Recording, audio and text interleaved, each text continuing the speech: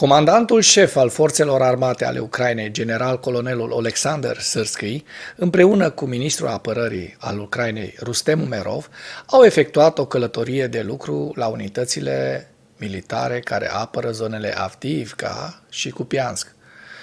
Potrivit lui Oleksandr Syrskyi, situația operațională în aceste două direcții este extrem de dificilă și tensionată. Ocupanții ruși continuă să-și sporească eforturile și au un avantaj numeric în personal. Nu contează pierderile și continuă să folosească tactica atacurilor de carne de tun. De exemplu, unitățile forțelor de apărare ale Ucrainei au respins 29 de atacuri ale ocupanților ruși numai în districtul Avdiivka. În plus, rușii folosesc în mod activ aviația, provocând daune cu bombe aeriene ghidate, efectuând foc de mortiere dens și de artilerie asupra pozițiilor ucrainene. Cu ministrul apărării al Ucrainei direct la sol a auzit comandanții brigăzilor, grupurilor tactice și grupărilor care desfășoară operațiuni de apărare în condiții extrem de dificile. Am analizat împreună resursele disponibile și nevoile trupelor noastre, se arată în mesaj. Facem tot posibilul pentru a împiedica inamicul să avanseze adânc pe teritoriul nostru și să mențină pozițiile ocupate. În ciuda situației dificile, forțele de apărare ale Ucrainei provoacă pierderi semnificative inamicului. În același timp, luăm toate măsurile posibile pentru a minimiza pierderile noastre și pentru a păstra viețile soldaților noștri, a adăugat Oleksandr Syrskyi. Ziua 721 a războiului din Ucraina.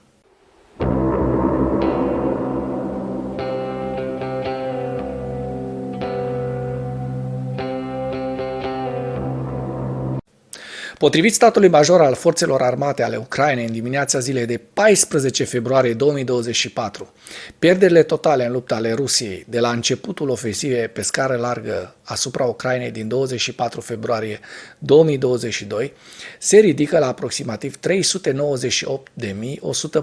de militari. În ultimele 24 de ore, Rusia a înregistrat pierderi grele pe frontul din Ucraina, între care 1060 de militari, 9 tancuri, 39 de vehicule blindate de luptă, 66 de sisteme de artilerie și, bineînțeles, cireașa de pe tort, nava Cezar Kunikov, estimată la câteva sute de milioane de dolari. Dacă până în acest moment ai găsit informații utile în material, contribuie cu un like și cu o distribuire a acestui videoclip pentru a ajunge la cât mai multă lume. Pe data de 14 februarie, forțele armate ale Ucrainei, împreună cu unitățile Direcției Principale de Informații Ucrainene, între care și GUR, au distrus nava mare rusă de asalt amfibiu Cezar Kunikov în Marea Neagră.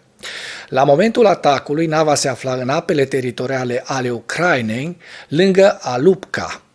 Nu există informații despre soarta echipajului. În total, echipajul era format din 87 de marinari. Cezar Kunikov este o navă rusă de debarcare a proiectului 775. A făcut parte din flota Mării Negre a Federației Ruse, care are sediul la Sevastopol. În aprilie 2022 s-a știut că comandantul navei, capitanul de grad 3, Alexander Kriva, a murit în urma rănilor primite în timpul invaziei ruse a Ucrainei.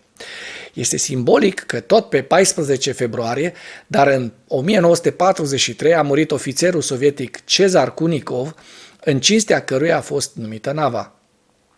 Nava amiral a flotei Mării Negre a Federației Ruse, care a fost scufundată de forțele de apărare ucrainene, se află în fruntea listei celor mai scumpe exemplare de echipamente inamice distruse de Ucraina. Vedeca Cezar Kunikov se afla în portul Berediansk la începutul invaziei pe scară largă a Federației Ruse în Ucraina și a fost avariată când forțele ucrainene au scufundat Vedeca Saratov în martie 2022. Se știe că Cezar Kunikov era o navă mare de debarcare cu lungimea de 112,5 metri, lățimea de 15 metri, pescajul de 3,7 metri, care era înarmată cu 4 tunuri AK-725 de 57 de mm, 32 de tunuri Manpads, tunuri 2x30 de 122 de mm NURS A215 grad M. În ceea ce urmează vă prezint un slide cu evoluția de ieri a celor mai importante fronturi din Ucraina. Hărțile sunt creația Institutului pentru Studiul Războiului. Pentru mai multe informații, accesați linkurile din comentarii.